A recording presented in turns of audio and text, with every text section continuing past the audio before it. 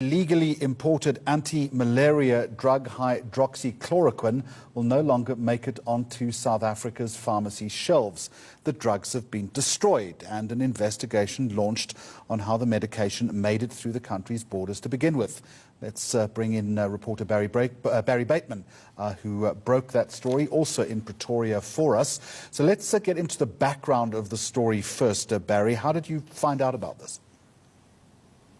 Yeah, good afternoon, Jeremy. Well, it was around about May that I'd been given the waybill for the chloroquine consignment. It was 2.6 tons of the stuff which had made its way through OR Tambo International Airport and had been checked out. And it was based on that we started scratching around. And ultimately, if you recall, if you can go back to that time, we actually were led to the location in Boksburg. It was being held at a security company's facility. They're saying that they claim the people who had imported, a company by the name of Balmoral Norse, claimed that it was in fact in transit on its way out of the country. But if that was the case, it was supposed to have been in a bonded warehouse still on the premises of the airport.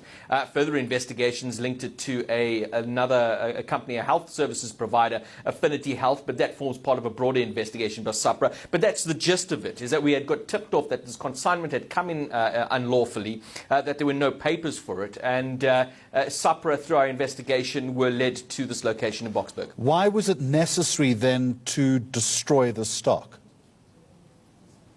The concern from the Health Products Regulatory Authority is that it wasn't being held in a recognized safe facility nor a bonded warehouse.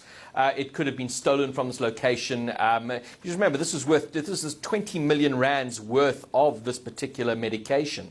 And their concern was ultimately that it ends up in some way on the South African market. And the concerns for them is because this is there's no license for this particular importation, nor the company which manufactured it in India, so they can't make any safety claims to this particular drug. So it was based on that concern and the fact that it was imported unlawfully that they made the decision to have it destroyed. And in negotiation, so there wasn't a big fight in court, the company which had imported it put their hands up and said, go for it. So it was on that basis that it was destroyed. What's next?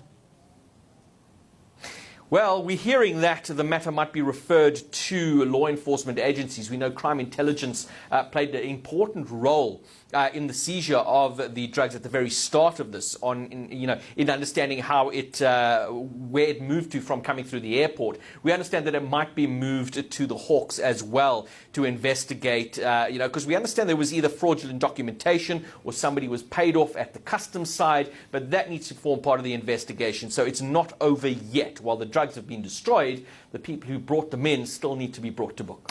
Barry Bateman in Pretoria. This is Wednesday lunchtime, still to come. The very latest from Orange Farm.